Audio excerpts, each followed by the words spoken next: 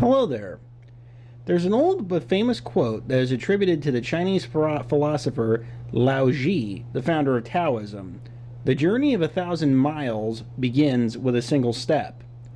Well, in this premiere episode of The Real Man, the first step we take is an exploration of one of the most beloved horror film franchises of all time.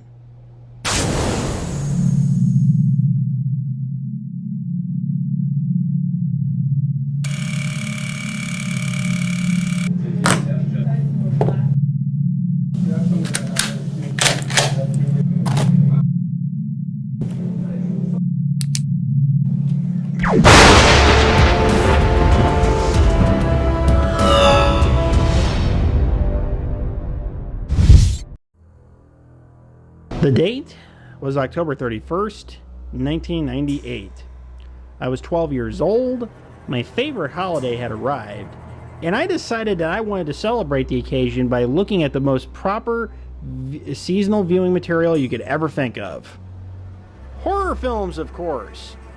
So my father ventured over to the local video store and brought home a stack about yay high of VHS tapes. Why are some of you in the audience looking at me like you don't know what I'm talking about? Oh, I'm sorry. I forgot that some of you at home were born after the onset of the new millennium. Let me basically break it down for you. A VHS tape is what you used to store video data before DVDs or Blu-ray players. So back in the day when you had video stores, VHS tapes were what you rented. They looked a little something like this. You can probably still find them in places like museums, swap meets. I really don't know where the hell you find these things anymore. Anyway, this stack of tapes included titles like Wes Craven's Scream and Peter Hyams' The Relic. But the one that caught my attention was near the bottom of the pile. The box was black, glossy, new, and nicely enshrouded in shrink wrap. It had white lettering for the title and the synopsis. On the back of the box were two screenshots that were tinted with this festive orange glow, and on the front was a simple yet eerie image of a partially visible jack-o'-lantern. Now, I grew up watching films like Silence of the Lambs, so I considered myself pretty fearless. But I have to admit, my imagination was running wild with curiosity and possibilities. And it was all because of that simple graphic. So we popped the VHS tape into our VCR, the machine that plays VHS tapes to the young people in the audience, and then we pushed the play button. When this movie started, my fear level began to rise and rise and rise, and it didn't stop until the movie was all over. This was my first experience with John Carpenter's Halloween.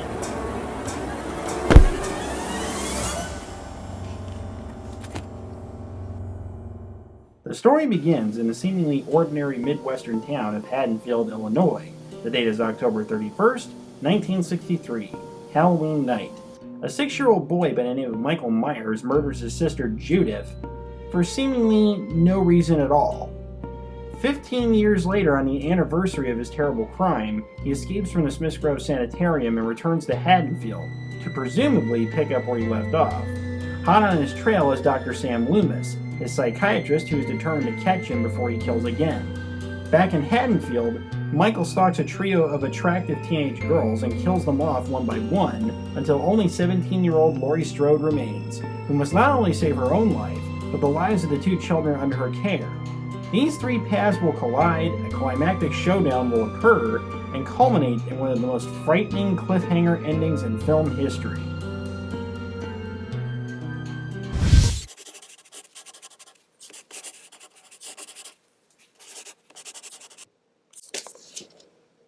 There's very little I can say about this film that hasn't been said already. It was released in 1978, which was 2 years before the first installment of the wildly successful Friday the 13th franchise, and 6 years before the debut of Freddy Krueger in A Nightmare on Elm Street. Now, some credit it as being the first modern slasher film, but that's not accurate. That honor belongs to the 1960 Alfred Hitchcock classic Psycho. Although I believe some people would probably make the argument that Peeping Tom would have been the first because it came out just prior to the release of Psycho. But however, it became a very obscure film. It ruined the career of its director, and it never became a hit here in America, quite like Psycho did. Now, while Halloween may not have invented a genre, it was the first of its kind to achieve mainstream attention, great financial success, and it set the stage for a horde of endless imitators to spring forth into the world. However, I'm getting a tad bit ahead of myself here. The genesis of the idea that became Halloween occurred within the imagination of producer Irwin Yablans.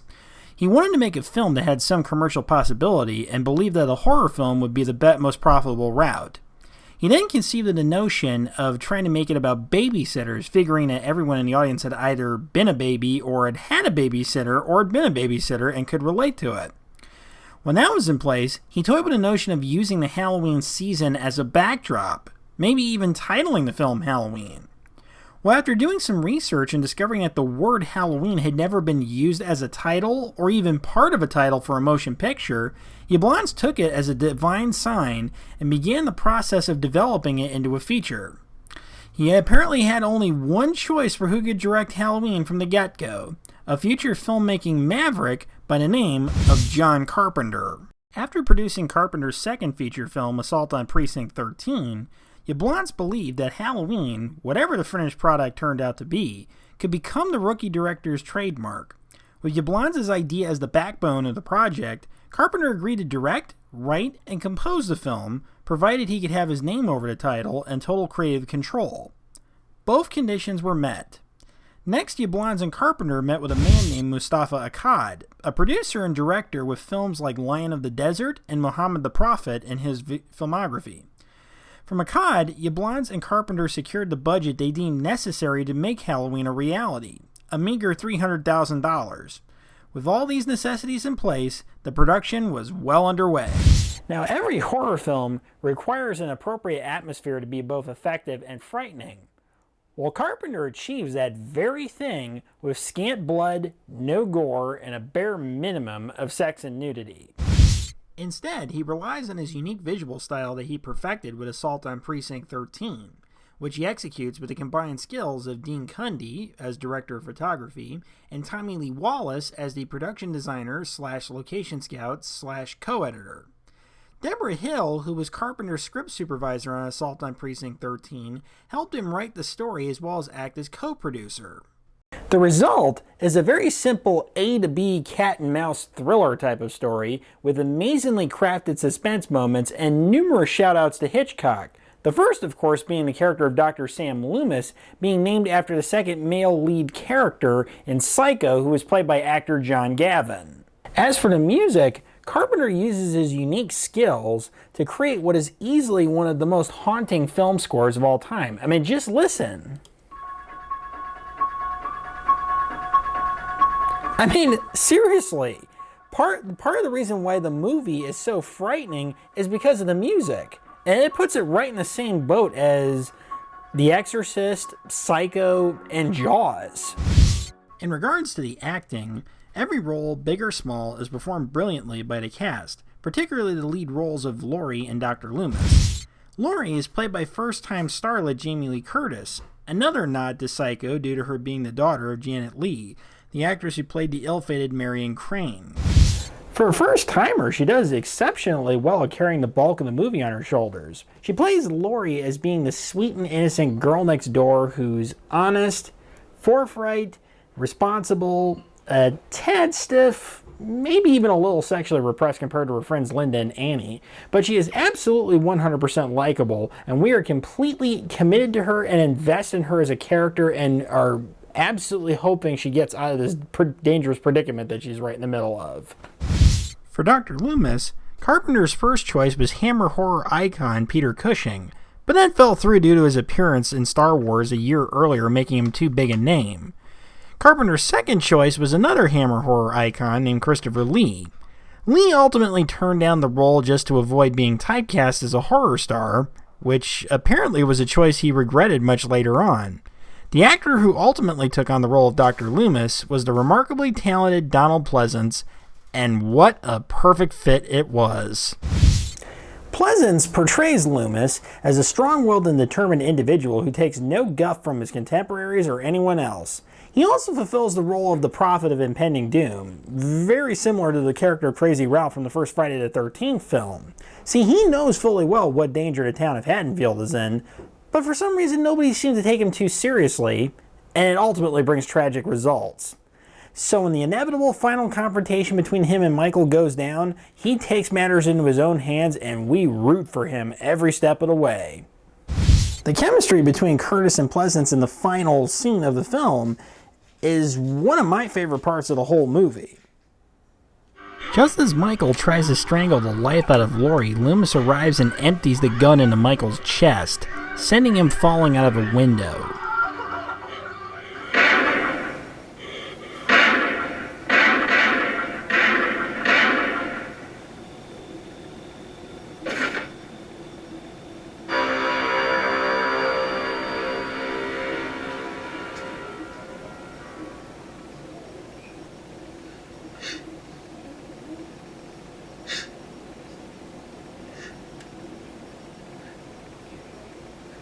What's the boogeyman?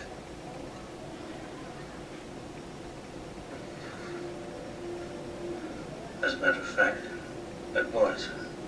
Some other cast members that deserve mentioning are Charles Cyphers, P.J. Souls, Nancy Keys, under the stage name of Nancy Loomis, and lastly, Nancy Stevens.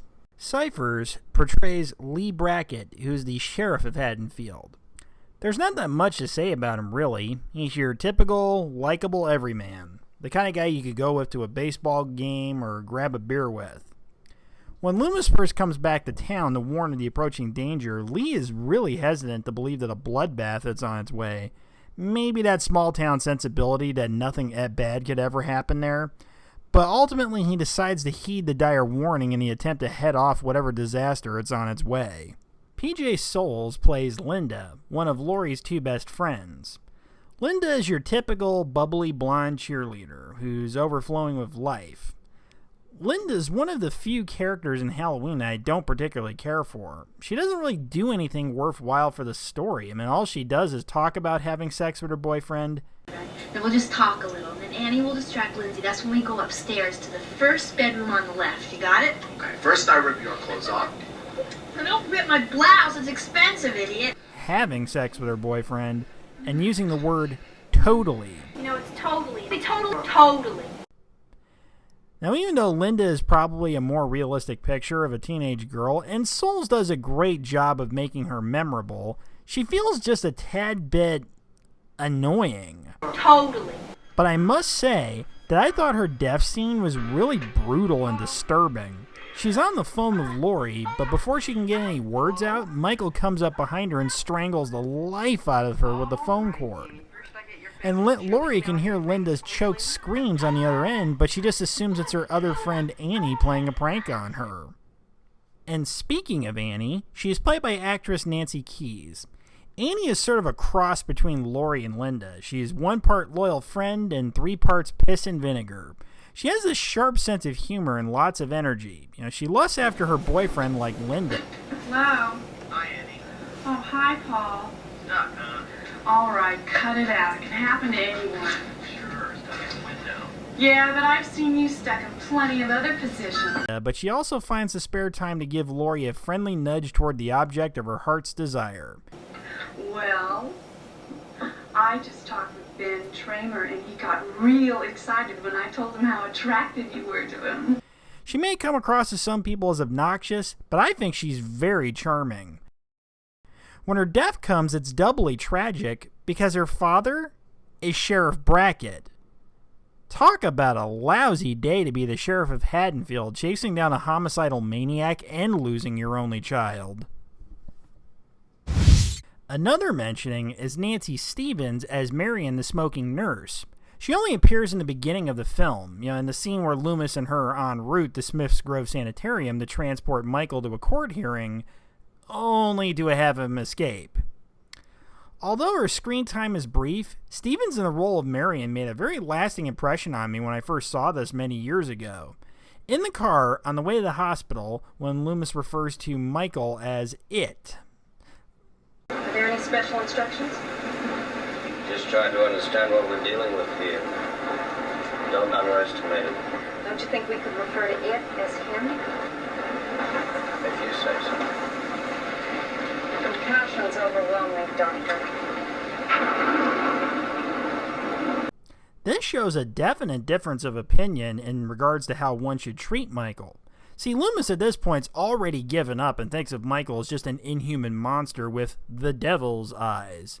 Marion, on the other hand, still looks at Michael as being a person and prefers to treat him accordingly.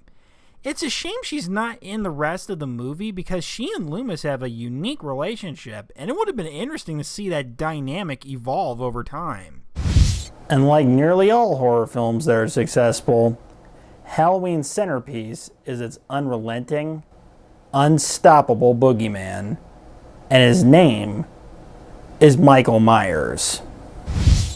Over the course of the original film, several people took a turn at playing him in various ways. Deborah Hill played 6-year-old Michael's hand during the innovative opening sequence where we, the audience, become Michael and involuntarily take part in the murder of his sister Judith.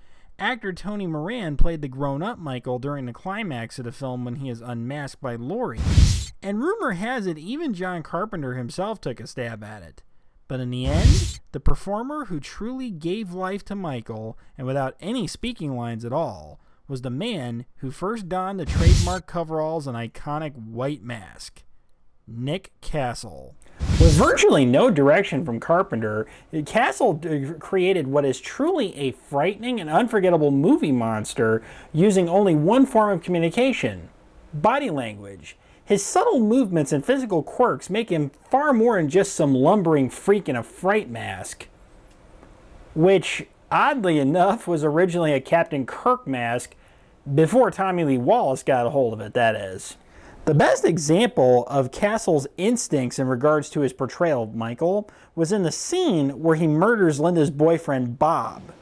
Michael ambushes Bob in the kitchen while he's getting a beer. Annie? Mom? Linda, you asshole.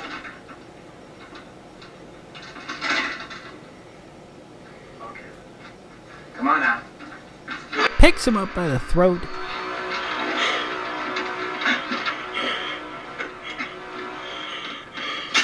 and pins him to the wall with a large kitchen knife. As Bob's lifeless corpse hangs from the wall, Michael looks at the grisly sight and tilts his head from side to side, like he's an art aficionado in a gallery, appreciating the execution of the piece. When the finished film hit theaters in 1978, its initial reception was pretty lackluster. But little by little, the power of word of mouth took hold, and like a lit fuse on a stick of dynamite, it exploded. It ultimately made $70 million worldwide, making it the most successful independent horror film of all time, a record that would remain unbeaten until the 1999 release of The Blair Witch Project. The underdog horror film had done all right.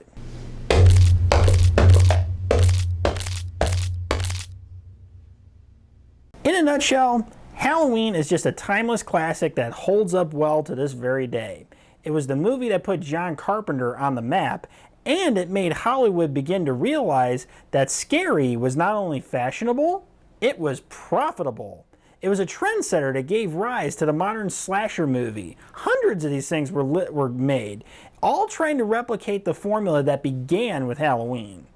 And although while most of them were just poor imitations, some of them became instant classics in their own right. Not bad for a little movie made out of the back of an RV.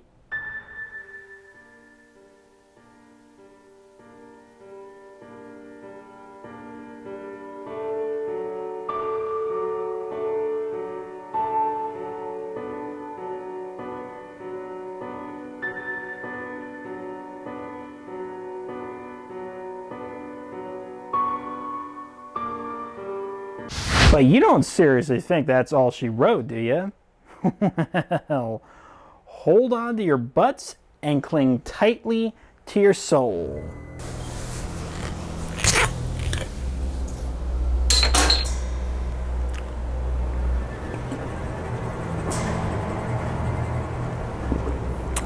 Because we're only getting started. When the enormous success of Halloween became apparent, everyone involved was ecstatic. The most elated of all was Irwin Yablans, and he believed that the same lightning in a bottle could be recaptured. So he pursued what is considered perfectly logical and commonplace today: a sequel. However, despite the success of Halloween, the crew wasn't very eager to revisit that world again with another movie. But despite their hesitation, the powers that be decided that a sequel was coming, with or without them. So it was that 3 years later, we witnessed more of The Night He Came Home with Halloween 2.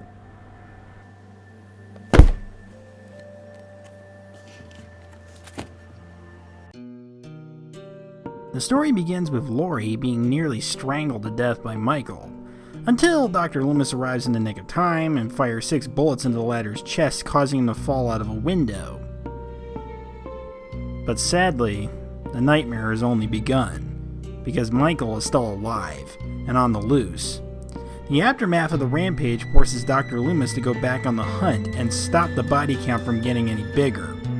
Laurie is transported to the local hospital to get treatment for her injuries, where the night shift is busy with various duties. Little do they know, Michael is on his way there, and he is hell-bent on finishing what he started.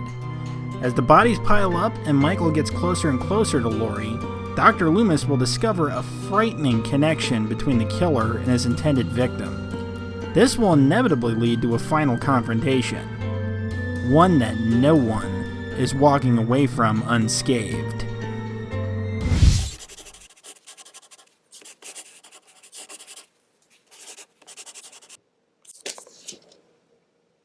After yet another quick costume change, let's get down to brass tactics. Despite the 3-year gap in between films, Halloween 2 really delivers on the promise of being a true sequel, picking up literally seconds after where the previous movie ended. It almost feels like you're watching a 2-part season finale to a television series. The only way to truly appreciate it is to watch it immediately after the first one. The production team from the first go-around was involved to an extent. Deborah Hill produces and co-writes the script again. Dean Cundy returns as director of photography. Irwin Yablans and Mustafa Akkad come back as producers, although they are forced to make compromises with their new partner, Dino De Laurentiis. John Carpenter, who had no real interest in making the sequel, wrote the story, composed the music with Alan Howarth, and co-produced it. But that is sadly the extent of his involvement. The number one pick to replace Carpenter as director was Tommy Lee Wallace, but he wasn't particularly thrilled with the idea of doing a sequel either, and when he read Carpenter's script and became disillusioned with it, he left the project. The man who ultimately took the reins was Rick Rosenthal. Rosenthal had an unenviable task when he boarded Halloween 2, trying to stay loyal to John Carpenter's vision while leaving his own mark upon it. However, Rosenthal did not balk at the challenge. His direction is solid. It gives Halloween 2 its own unique identity. And you got Dean Cundy's skills making a beautiful movie as always and keeping the film's visual roots intact.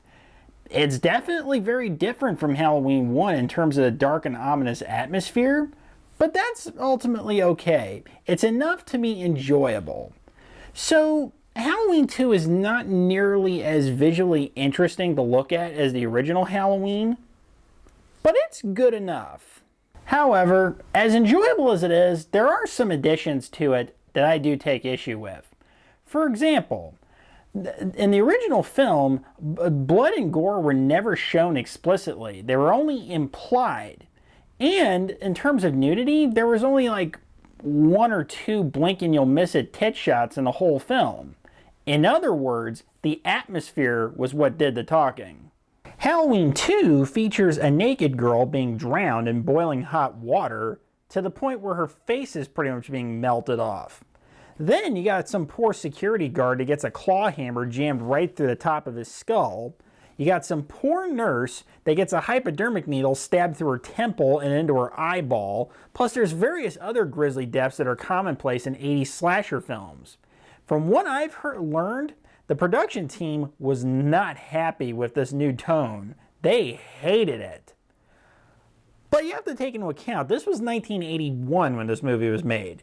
You had films like My Bloody Valentine that featured hearts being ripped out of chests. You had Friday the 13th that had people being stabbed in the groin with harpoon guns.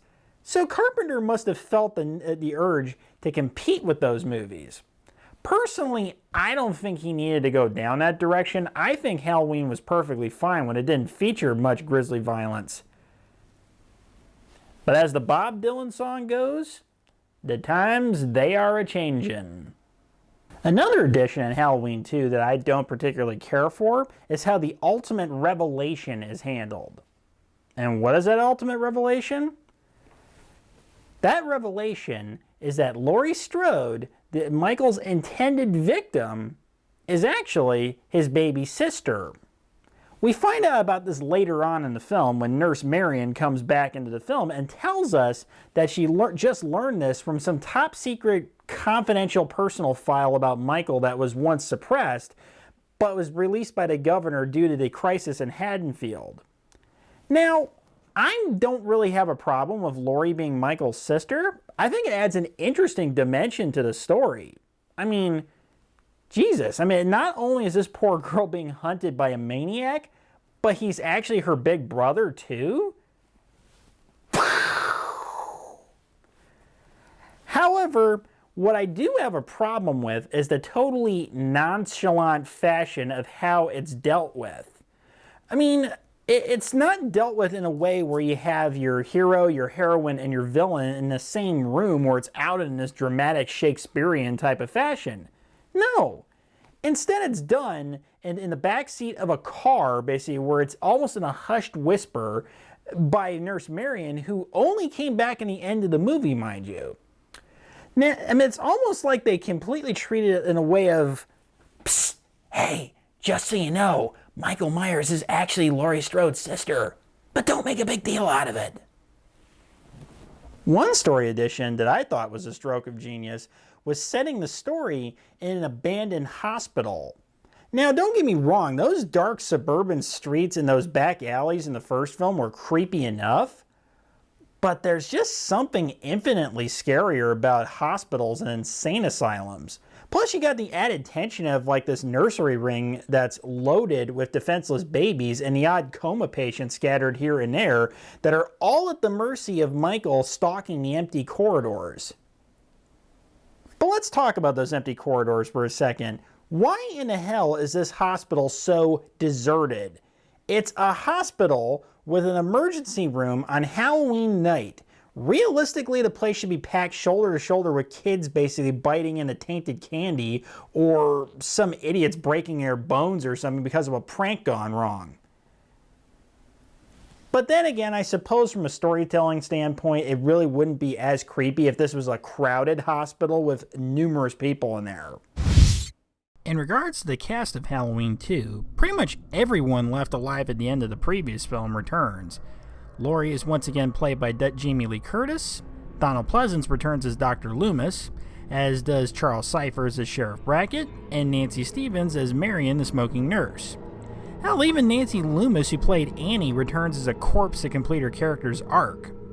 Considering that Halloween and Halloween 2 take place during the same night, not much character development occurs other than a resulting fallout. Laurie is a bit more of a traumatized victim rather than brave heroine this time, although that changes near the climax. Dr. Loomis becomes even more desperate to stop Michael, going so far as nearly shooting someone in the street for wearing a similar costume, and finally laying down his own life to take Michael out, in a blaze of glory, as it were. We see Sheriff Brackett mourning over the loss of his daughter Annie, and Marion has way more screen time than she had in the previous film. But like I said, all of this is mostly reactionary to the events of the previous one. One absence that can be felt is that of Nick Castle as Michael. For some unknown reason, he was replaced by a man named Dick Warlock, the sequel's stunt coordinator.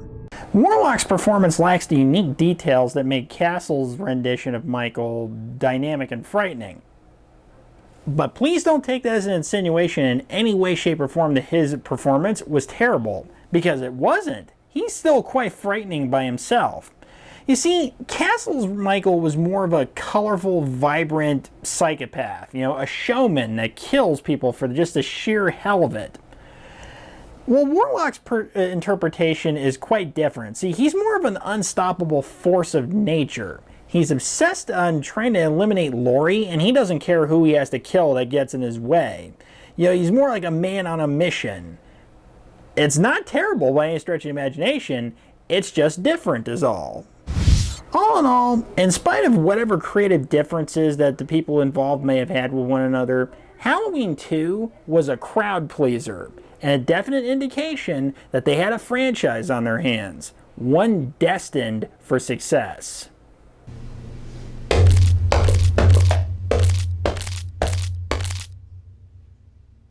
Halloween 2 is not without flaws. I mean, it's lacking John Carpenter's distinct visual style. The climactic story reveal was definitely disappointing. And in my opinion, it loses some of the classiness of the original by stooping to blood, gore, tits, and ass for content.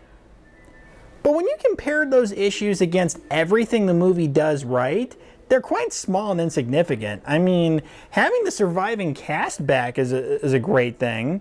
I mean, having the original crew behind the camera is wonderful. Having John Carpenter, Deborah Hill's fingerprints on the story keep it from being too unfamiliar, and it's so closely connected to the original film, it feels like a true continuation.